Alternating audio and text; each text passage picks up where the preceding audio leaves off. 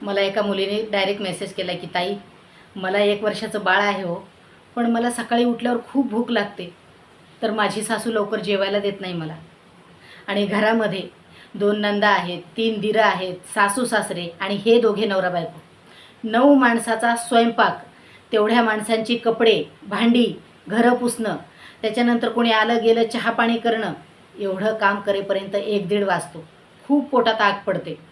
मग कधी-कधी माहेरून आणलेलं काहीतरी चिवडा, फरसाण हे गुपचूप आणलेलं असतं. मी ती माझ्या रूममध्ये बसून थोडंसं खाते. पण ते संपल्यावर माझ्याकडं काहीच नसतं. मला काहीच कळत नाही.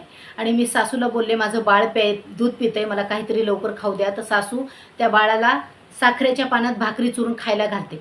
पण एक भाकर भाजी स्वतःच्या सुनेला खाऊ देत नाही बोलतात. किती दुष्ट सासू असतील.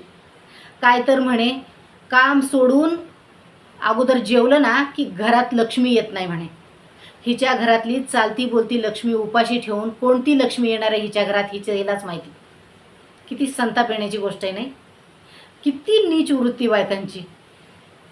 खरंच असं मला वाटतं आताही अशा आहेत का बायका? तुमच्याकडे कुणी आहे का? कमेंट करून नक्की सांगा.